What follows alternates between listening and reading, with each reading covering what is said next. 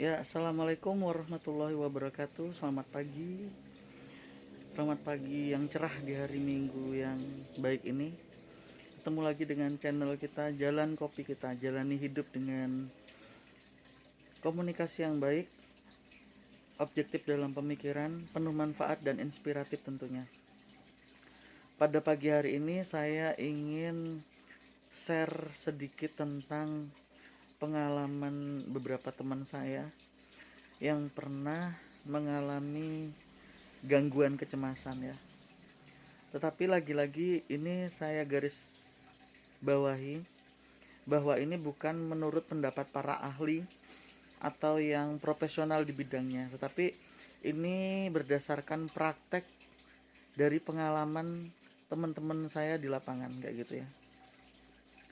Jadi anxiety itu atau kecemasan itu eh, tanda-tandanya itu biasanya diawali dengan Anda itu tidak bisa tidur pada malam hari. Tidak bisa tidur saja, padahal mungkin badannya lelah, tetapi matanya tidak bisa dipejamkan. Dan pemikiran itu ruwet kayak apa itu nggak jelas kayak gitu. Jadi apa yang ditakutkan, apa yang dikhawatirkan, apa yang dicemaskan itu tidak jelas kayak gitu. Kemudian karena sudah tidak bisa tidur malam biasanya akan mengganggu aktivitas harian. Jadi aktivitas hariannya mungkin di tempat bekerja jadi tidak konsentrasi juga kayak gitu. Biasanya kecemasan ini menghampiri orang-orang yang dulunya terkena penyakit perfeksionis. Jadi hati-hati untuk teman-teman yang mungkin biasa dalam keseharian hidupnya itu perfect dalam melakukan sesuatu. Misalnya perfect tuh begini. Misalnya kalau nyapu atau ngepel kayak gitu kan. Kalau orang pada umumnya itu kan kalau nyapu atau ngepel itu kadang ada yang tertinggal kotorannya sedikit-sedikit itu ya wajar lah, atau mungkin pas ngepel itu ada bagian yang tidak terpel sedikit itu juga mungkin wajar. Tapi untuk yang bahasa kerennya obsesif kompulsif tadi itu dia akan bisa mengulangi ngepel atau nyapu itu 2-3 kali karena merasa pekerjaan sebelumnya itu belum belum sempurna bagi dia. Jadi kayak sesuatunya itu akan terjadi suatu bencana atau terjadi suatu dosa apabila dia tidak berulang-ulang melakukan pekerjaan yang dianggapnya tidak sempurna itu tadi. Atau bisa juga dilihat dari hal yang paling kecil dalam mengunci pintu. Misalnya kalau mau pergi keluar cari makan misalnya kayak gitu kan, itu bisa ngecek pintu itu udah dikunci atau tidak, itu bisa sampai 2 atau bahkan 3 kali atau bahkan lebih kayak gitu karena tidak yakin kayak gitu. Biasanya anxiety atau kecemasan ini menghampiri orang-orang seperti ini karena mungkin ada beberapa tindakan yang dia anggap itu kurang sempurna atau tidak sempurna atau mendatangkan dosa yang belum dia selesaikan, sehingga itu tertumpuk akhirnya meledak di saat dia tidak bisa mengontrol dirinya. Nah itu tadi diawali dengan tidak bisa tidur malam. Kemudian pemikiran panik yang tidak jelas. Jadi bisa jadi orang yang anxiety atau kecemasan tadi itu sampai tidak berani bawa motor sendiri. Terus kalau orang normalnya itu kan kalau ibadah, mungkin kalau di dalam Islam itu sholat misalnya ya, sholat itu tenang. Tapi kalau untuk penderitaan anxiety itu bisa jadi di saat dirinya sholat itu merasa malah semakin takut karena merasa khawatir akan diazab oleh Allah Subhanahu wa taala kayak gitu dengan dosa-dosanya kayak gitu. Maka ini jangan dianggap hal yang sepele karena apa? Kalau normalnya seseorang itu kan fitrahnya manusia itu di saat dirinya itu banyak beban, banyak pemikiran, banyak permasalahan, maka sebadung-badungnya manusia itu pasti akan otomatis mau agama manapun kalau masih mempercaya adanya Tuhan yang Maha Esa pasti akan mulutnya itu kalau yang Islam, yang agama Islam pasti akan langsung refleks menyebut ya Allah. Kalau agama lain mungkin ya Tuhanku kayak gitu.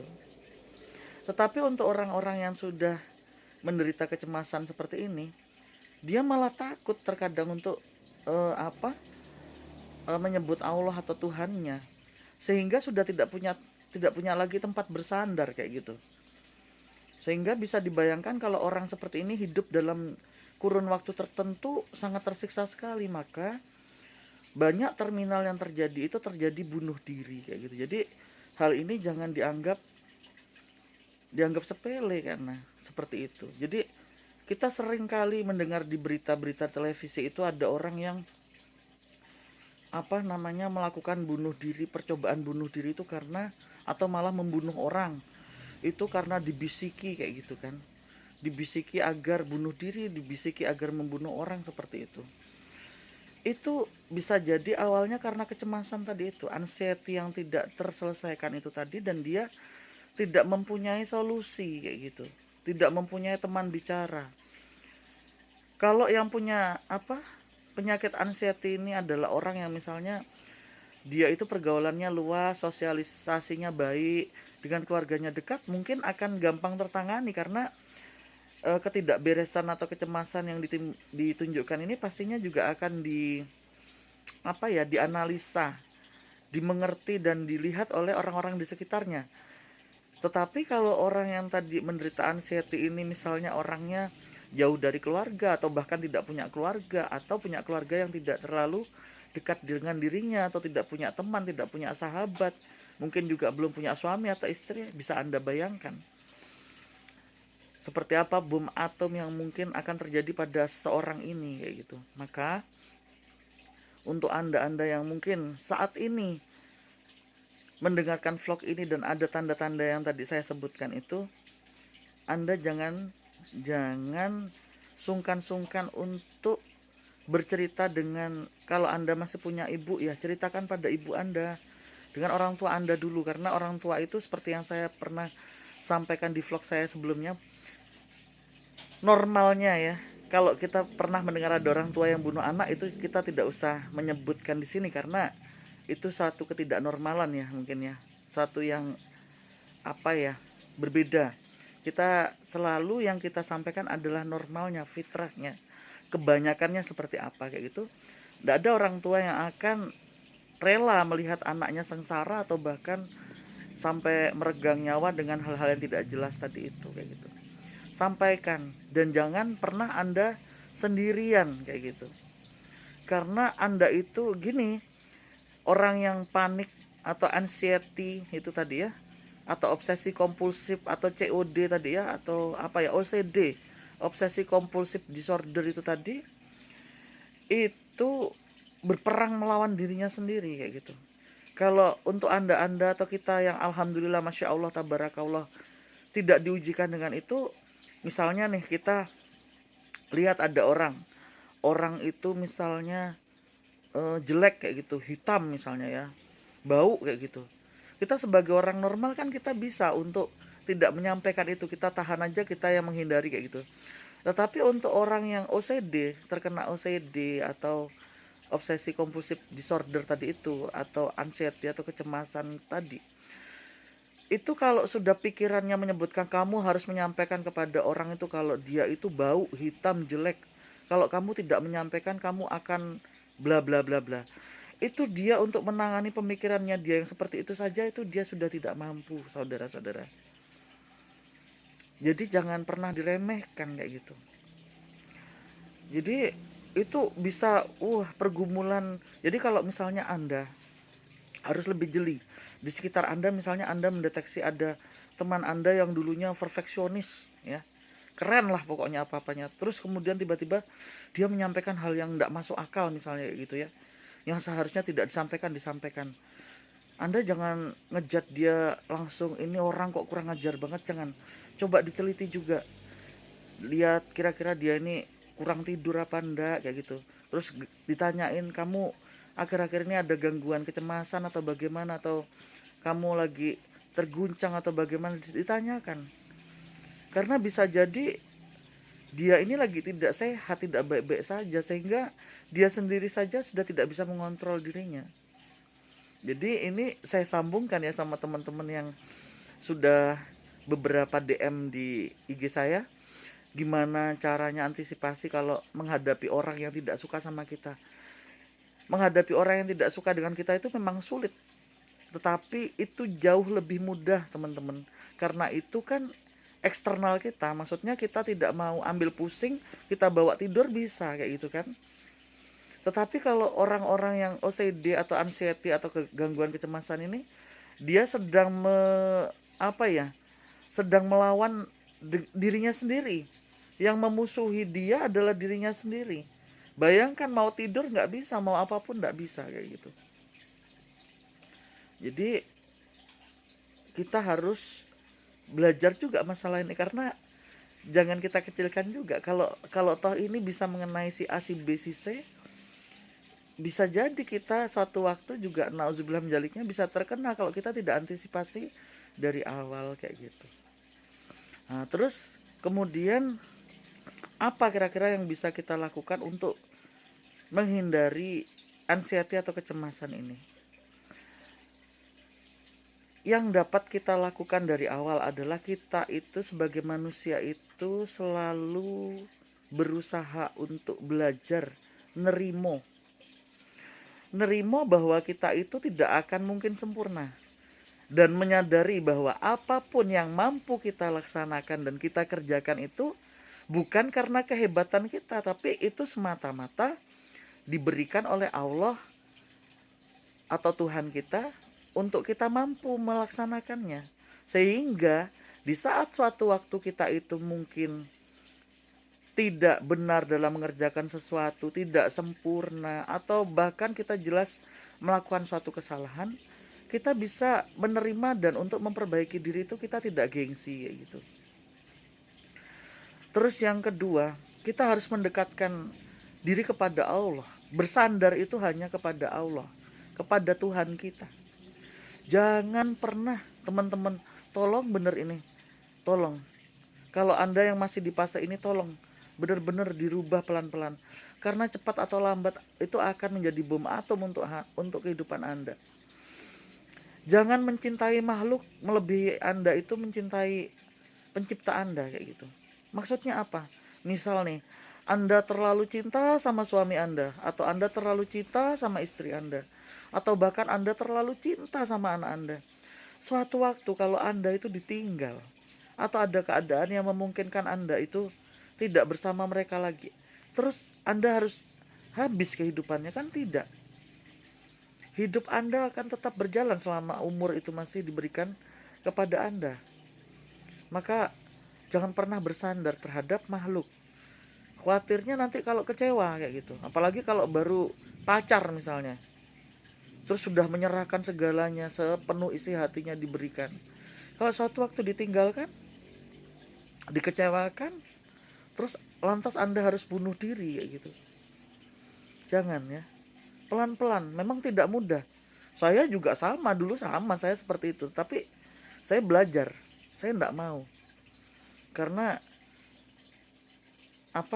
ketergantungan itu kalau bukan terhadap Tuhan kita, terhadap Allah, itu menyiksa nantinya kayak gitu.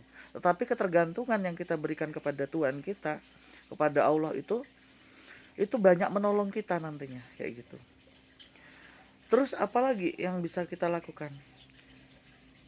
Biasanya ya, orang anxiety atau kecemasan itu gini, orang itu fitrahnya, manusia itu hidupnya di sesuatu yang baik, fitrahnya di tempat yang terang. Kita anggap sesuatu yang baik itu di tempat yang terang. Karena Tuhan atau Allah itu tidak merencanakan kita itu untuk berdiam atau melakukan sesuatu yang buruk, atau kita katakan di sini gelap gitu aja ya. Sehingga itu gelap dan terang itu punya nikmatnya sendiri-sendiri dalam melakukan. Orang yang biasa bermaksiat, biasa misalnya melakukan hal-hal yang buruk itu mempunyai kegemarannya, kenikmatan tersendiri di saat melakukan itu. Demikian juga orang yang gemar dalam hal-hal yang baik atau beribadah, itu juga mempunyai kenikmatan tersendiri dalam melakukan ibadahnya. Jadi kalau orang biasa sholatnya tepat waktu ya, terus dia itu tidak sholat tepat waktu, dia udah merasa nggak enak itu contohnya, karena sudah merasakan nikmatnya sholat tepat waktu misalnya kayak gitu. Begitu juga orang yang biasa, mohon maaf, biasa berzinah misalnya kayak gitu ya, dia tidak berzinah itu dia merasanya udah kurang nikmat hidupnya gitu. Tetapi yang banyak terjadi itu karena kita itu lemah ya sebagai manusia. Gelap dan terang itu disatukan kayak gitu. Jadi orang sudah beramalnya baik, ibadahnya kenceng, tetapi maksiatnya juga kenceng. Sehingga apa? Hati nuraninya itu menolak kayak gitu.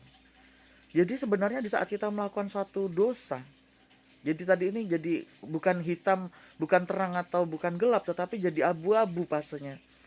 Lah orang yang di tempat yang abu-abu itu tadi, itu biasanya akan mengalami anxiety, kecemasan, panik, karena nggak punya pegangan kayak gitu.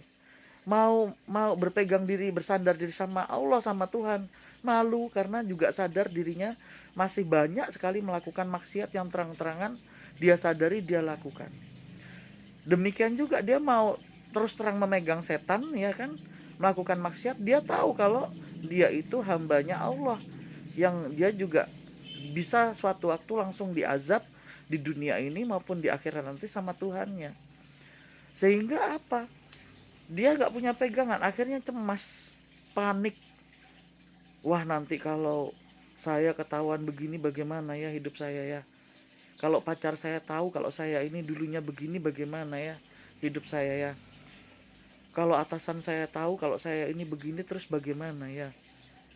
Kalau orang tua saya tahu kalau saya ini begini bagaimana ya. Ada sesuatu yang ditutupinya sehingga membuat nuraninya itu cemas kayak gitu. Maka untuk teman-teman yang lagi terujikan anxiety, coba permasalahannya itu jangan dihindari, tapi diselesaikan dengan cara-cara yang apa ya, yang logis. Kalau bisa ya dibantu oleh ahlinya, misalnya berhubungan dengan dosa ya, Anda berhubunganlah dengan ustadz yang bisa dipercaya, misalnya kayak gitu. Menurut agama kalian masing-masing kayak gitu ya. Jangan bercerita masalah Anda sama orang-orang yang tidak ada kompetensinya di situ, tidak profesional di bidang itu. Nanti yang ada Anda, kalau orang itu nggak suka sama Anda malah semakin terpuruk nanti. Karena orang yang tidak paham tentang ini akan menganggap Anda itu gila gitu. Makanya terkadang ada yang misalnya seperti ini terus cuman dikasih obat penenang saja. Ya kalau obat penenangnya habis efeknya kan kembali lagi kalau akar permasalahannya tidak diselesaikan. Makanya perlu adanya psikolog juga di sini kayak gitu. Psikolog itu untuk apa? Untuk mendengarkan kan permasalahannya apa, dan privasinya dapat dirahasiakan. Karena ada kode etiknya ya dalam bekerja ya. Di psikolog itu nggak akan mungkin menceritakan hal ihwal pasiennya ke sana sini kayak gitu. Terus juga mungkin jangan malu untuk ke dokter jiwa, karena dokter jiwa itu bukan cuma untuk orang-orang yang gila kayak gitu. Ini gangguan mental, karena kalau tidak diselesaikan nanti juga akan sangat merugikan Anda. Tetapi kalau dari pengalaman teman-teman saya yang mengalami ini, yang pernah ya mengalami ini, kalau ini khusus yang untuk Anda yang muslim ya, yang mukmin, yang beragama Islam, ada satu cara yang ingin saya share di sini. Kalau Anda mengalami kecemasan atau panik atau gangguan OCD itu tadi, Anda bisa coba, kalau Anda bisa ngaji ya, Anda baca surat Al-Baqarah lengkap, satu surat Al-Baqarah setiap harinya selama 40 hari. Itu tidak usah sampai putus ya. Jadi dibaca aja setiap hari lengkap surat Al-Baqarah selama 40 hari.